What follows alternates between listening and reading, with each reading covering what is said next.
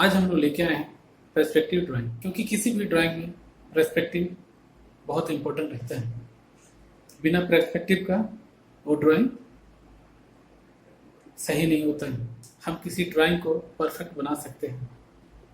यदि पर्सपेक्टिव नहीं हो तो वो ड्राइंग खराब हो जाता है। चलते हैं आप लोग पर्सपेक्टिव।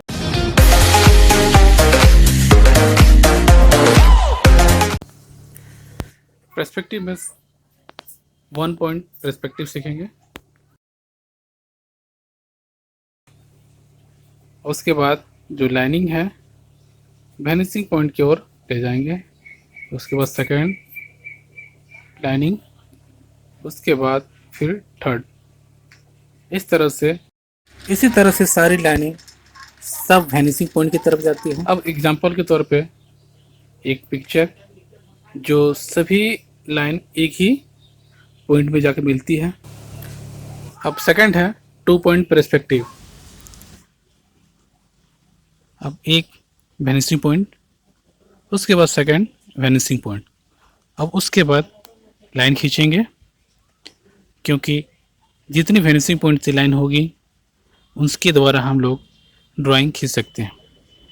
सेकंड वैनिशिंग पॉइंट से एक लाइन, फिर एक और तीसरा थर्ड पॉइंट से पर्सपेक्टिव। इस तरह से एक और लाइन, फिर एक और लाइन।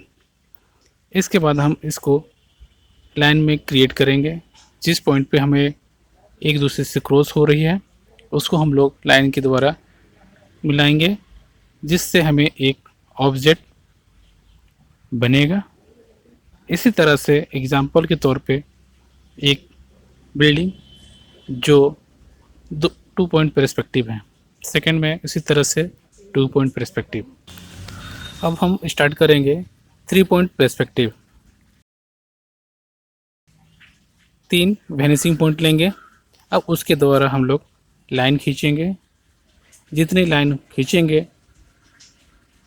उतनी एक दूसरे से वो लाइन क्रॉस होगी। अब इस लाइन के द्वारा जिस लाइन में वो एक दूसरे से क्रॉस हो रही है उस लाइन को हम लोग एक लाइन के द्वारा ऑब्जेक्ट बनाने की कोशिश करेंगे।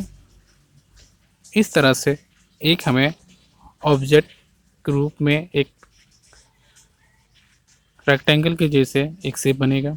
जिस तरह से बड़ी बड़ी बिल्डिंग होती हैं, जिसमें भी उसी तरह से हमें 3 पॉइंट पर्सपेक्टिव मिलती है।